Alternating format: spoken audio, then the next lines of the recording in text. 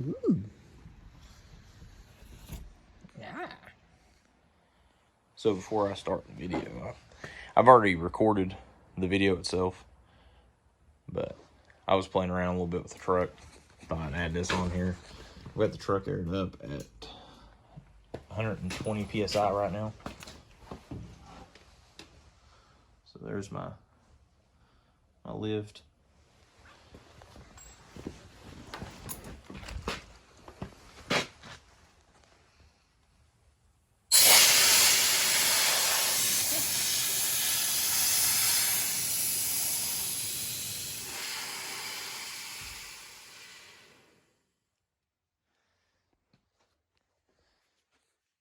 I just enjoy doing that. Thought I'd add it to the video while I'm on here. I'd like to say thanks to guys over at Lowest Common Denominator podcast. I was listening to them on Spotify last night, and they give me a little shout out on there. So if you do not currently listen to them and you're watching any of my videos for the MiniTruck stuff, I would highly recommend going over and checking their channel out. They've got some great guys doing some good content. It's really, for me, it's like sitting in a parking lot with my friends back when we all used to sit around doing this stuff. So something you might enjoy.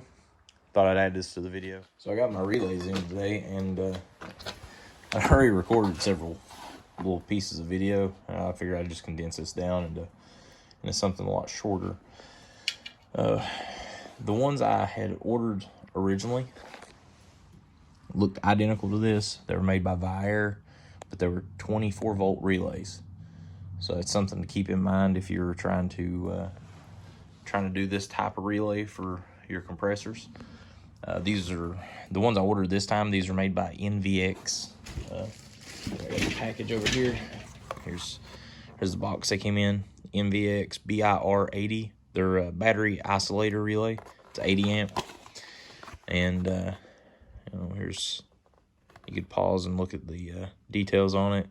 It's supposed to be good for up to an 850 amp burst. If you see that kind of current go through one of these compressors, you've got a short, you've probably got a problem. My terminals, these were some little not crimp connectors. These are bolt-on copper lugs.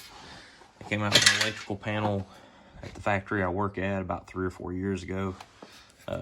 We were throwing a bunch of stuff away. My boss that I'd worked for at the time let me take the little connectors out. And when I took them out, I thought those would be good for a compressor. And right after that, I ended up getting rid of this truck, and I never ended up using them. So I've had them in a box here. Finally got the opportunity to use them. But the crimp terminals that I used up here, I used heat shrink, and you can go to, I went to AutoZone, picked these up.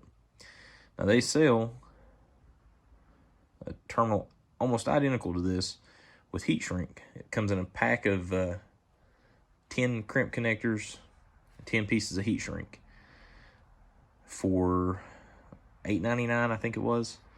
I bought a pack of 11 of these crimp connectors for $4.99, and I already had a heat shrink from Harbor Freight, so I pulled this yellow piece off.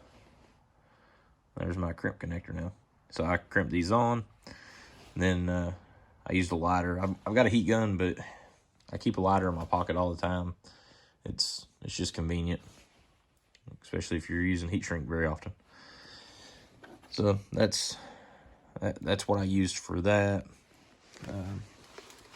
One piece on these relays, one of the things I really like about them, your coil wires over here, you'll see I got a little small wire coming off this side, tying into that ground lug that I put in back here.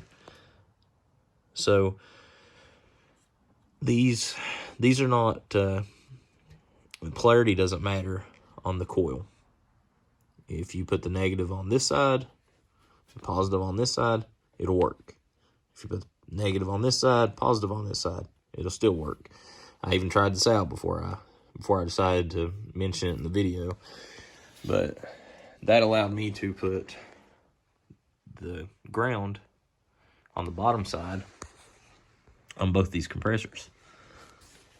I know it really doesn't matter, especially as poorly as a lot of the stuff's put together on this, but it's one of those things that I kind of like doing it that way a lot better. What I'm intending to do, you'll see the compressor is coming off the bottom lug on both these relays. So what I'm going to do is wherever I decide to mount my batteries up, or battery, I'm not sure yet if it's going to be one or two. I'm debating on a battery in each pocket beside the cross member. That way I can have a good battery bank, put a decent alternator on this, and should be able to control a good stereo and the compressors, even though these are my backup compressors. But anyway, I'll be fused from there, coming back to one of these, and then I'll jump from there across to the other one. That way they're both fed off of one fuse, and I shouldn't have any issues. I don't see me having anything else back here that's going to really have a large current draw.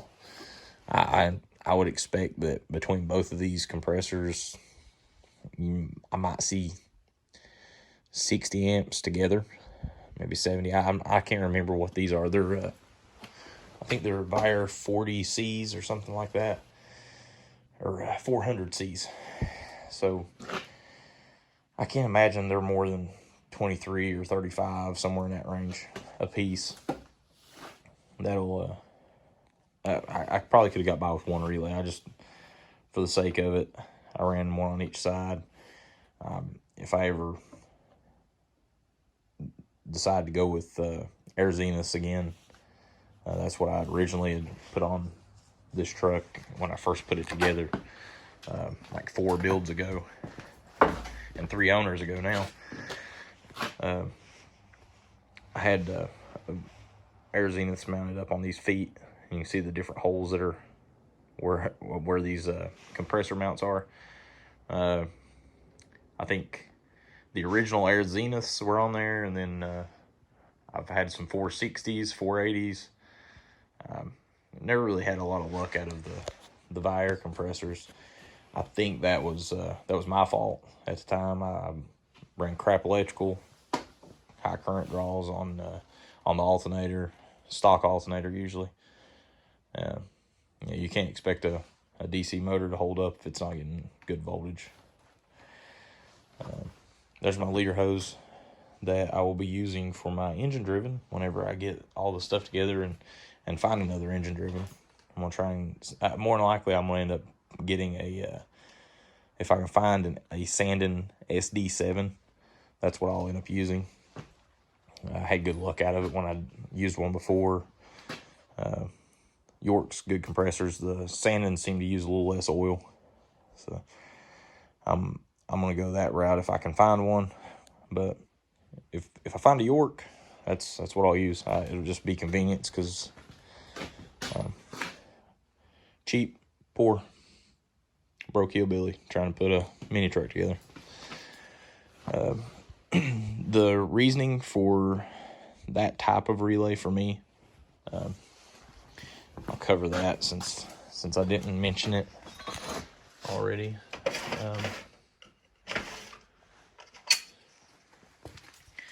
Bayer, this is a cheap version, but Bayer usually sends their compressors with a little 40 amp relay like this. You know, the relay more than likely could handle the compressor and not have an issue.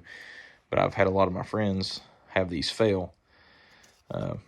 This one, it's a cheap one off of a train horn. One of the terminals is turned a different direction for whatever reason. But the clean harnesses that you would buy for like $7, the wiring on it, I think, is like 12 gauge. So, you know, if you go by like standard ratings for 12 gauge, it's supposed to be good for like 15 amps. 10 gauge is supposed to be good for 30 amps. I think most of these compressors, if I'm not mistaken, that's either, I believe that's 10 gauge wire on these. I could be wrong. I apologize if I am. But either way, your clean harnesses, you know, you're relying on a little blade connector that goes on these. Where these, your ring terminals and lugs, I've never had one of these fail. I've seen piles of these fail on different vehicles, and I'm sure some of it's been install error. I've had a couple of them fail myself. I've had them fail on car audio installs for remote wires for fans. They're just not as reliable, in my opinion, or my experience rather, as what those type compressor relays are, which those are battery isolators. But if you get looking for them, I search for battery isolators because you need to make sure it's a continuous duty, make sure it's 12 volt. That was my first mistake because I paid $40 or $50 for 2 of these. I don't know if I can get that part number to show up real good. You know, I just saw Viair, saw the body style, and I thought, okay, I'm good. They showed up after I installed them. I realized it was 24 volt. I should have looked at the box before I took them out, or should have looked at the part number before I ordered it. But anyway, these NVXs I got for $10 a piece. It was $23 and something from Amazon to get both of them shipped to the house. And they look identical to the swinger relays that I ran on this truck before. I can't even remember what happened to those. I think I had taken them off and gave them to someone several years ago. But I've ran swingers. I know some people have used Stinger relays. So they're all, if you look at them, the ratings are the same. The body style is the same. I'm pretty sure that these are all mass produced in one factory, probably bought through Alibaba by all these other companies, and they just slapped their name on it. These just had a sticker that wrapped around them, and I sprayed some, let's see if I got it here, label and sticker remover rather. I just sprayed this on it and peeled the sticker off. So now I don't have that bright blue sticker showing itself on there.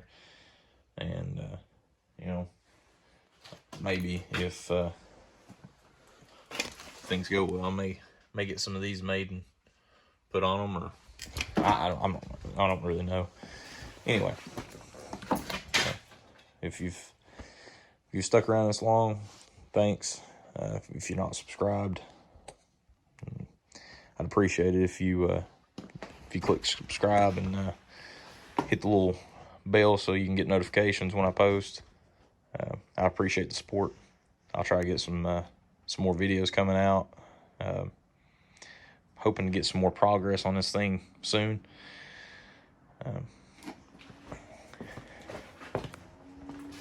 Next steps is going to be it's either getting the fuel cell in and fabricating the mount for the fuel pump, or tackling the wiring mess in there.